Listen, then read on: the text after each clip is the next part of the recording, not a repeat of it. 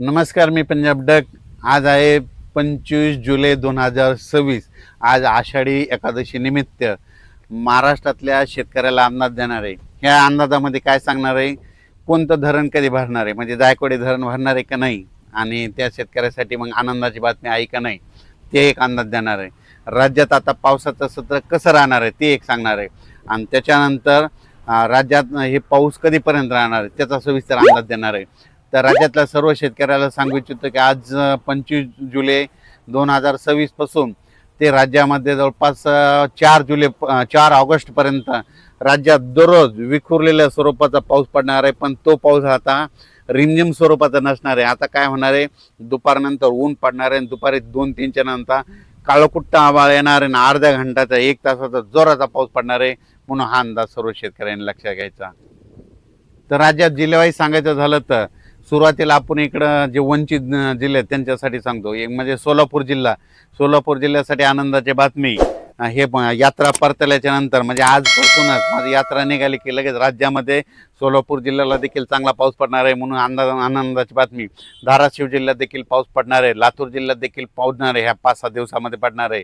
त्याच्यानंतर बीड जिल्ह्यात देखील पडणार आहे, अहिल्यानगरकडे देखील पडणार आहे, पुणे इंदापूर त्या भागात देखील असणार आहे, इकडं नांदेडकडे देखील असणार आहे, यवतमाळकडे देखील पडणार आहे, हिंगोलीकडे असणार आहे, वाशिमकडे देखील पडणार आहे, जालना जिल्हा, संभाजीनगर जिल्हा, त्याच्यानंतर जळगाव जिल्हा, बुलढाणा जिल्हा, अकोला जिल्हा, अमरावती जिल्हा, वाशिम जिल्हा, ह्या जिल्ह्यात देखील आता म्हणजे ह्या जवळपास 4 ऑगस्टपर्यंत चांगला पाऊस पडणार आहे. म्हणून हा अंदाज लक्षात यायचा. अर्ध्या घंट्याचा पडणार पण जोराचा पाऊस पडणार आहे, म्हणून हा अंदाज लक्षात यायचा. सांगली जिल्ह्यात देखील चांगला सरी येणार आहे, म्हणून हा अंदाज लक्षात घ्यायचा. त्याच्यानंतर सगळ्यात महत्त्वाचं सांगायचं झालं तर पुन्हा एक बंगालच्या खाडीमध्ये एक चक्रीवादळ तयार होत आहे, आणि त्याचं रूपांतर होत असल्यामुळे ते काय होणार आहे, परत ते महाराष्ट्राच्या दिशेकडे येणार. मग ते पाऊस काय होणार आहे, अति मुसळधार पाऊस पडणार आहे.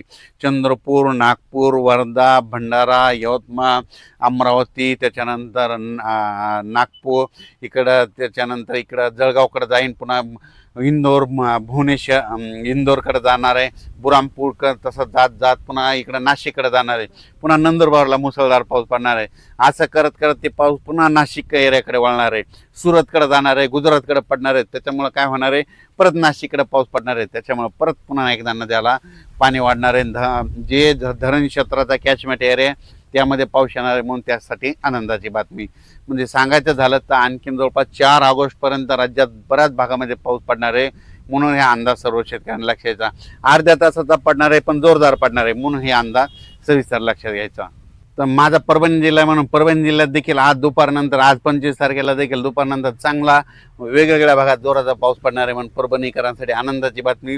त्याच्यानंतर इकडं नाशिक जिल्ह्यामध्ये त्र्यंबकेश्वर, नंदुरबार जिल्हा, धुळे जिल्हा, त्या पट्ट्यामध्ये देखील आता जवळपास 4 ऑगस्टपर्यंत पावसाचा दौर असणार आहे, म्हणून अंदाज लक्षात यायचा. मुंबईकडे चालूच राहणार आहे, मग त्याच्यानंतर इकडे इगतपुरीकडे चालू राहणार आहे, इकडं पुणे, कोपरगाव, शिर्डी ह्या परिसरात देखील पाऊस असणार आहे. त्याच्यानंतर उदर, अकोले, संगमनेर तिकडे पाऊस पडणार आहे, पुण्याकडे पडणार आहे, म्हणून. आणि त्याच्यानंतर घाटमाथा, कोकणपट्टी हे देखील पाऊस पडणार आहे, म्हणून हा अंदाज सर्व शेतकऱ्यांनी लक्षात घ्यायचा. तेलंगणात आणि कर्नाटक तिकडल्या भागात देखील त्या राज्यात देखील पाऊस पडणार आहे, पण त्याच्यात सगळ्यात जास्त पाऊस इकडे आपल्या महाराष्ट्राच्या पलीकडे गुजरात आहे. गुजरातमध्ये सुरत, अहमदाबाद, बडोदा त्या तिकडं मात्र अतिवृष्टी होणार आहे, म्हणून त्यांनी अंदाज लक्षात घ्यायचा. मध्य प्रदेशकडे अतिवृष्टी होणार आहे, म्हणून त्याच्यामुळं महाराष्ट्रात पाऊस पडणार आहे, म्हणून हा अंदाज शेतकऱ्यांनी लक्षात घ्यायचा. सगळ्यात महत्त्वाचं म्हणजे जायकवाडी धरण, नाथसागर म्हणजे 5-6 जिल्ह्याचं ताण भागवणारं धरण भरणार आहे की नाही याचा सविस्तर खुलासा सांगणार आहे. तर राज्यातल्या म्हणजे जायकवाडीचं जे धरण आहे, तर जायकवाडी धरणाची आज टक्केवारी तुम्हाला एक सांगू इच्छितो. आज राज्याची टक्केवारी जवळपास आता 41% गेलं आहे. तर माझा तरी अंदाज आहे ह्या म्हणजे 4 ते 5 दिवसामध्ये 55% जाणार आहे. कसं जाणार आहे आणि शेतकऱ्यासाठी पुन्हा भरणार आहे, आणि हे धरण जायकवाडी धरण यावर्षी भरणार आहे त्याचं कारण सांगतो, सविस्तर खुलासा करतो.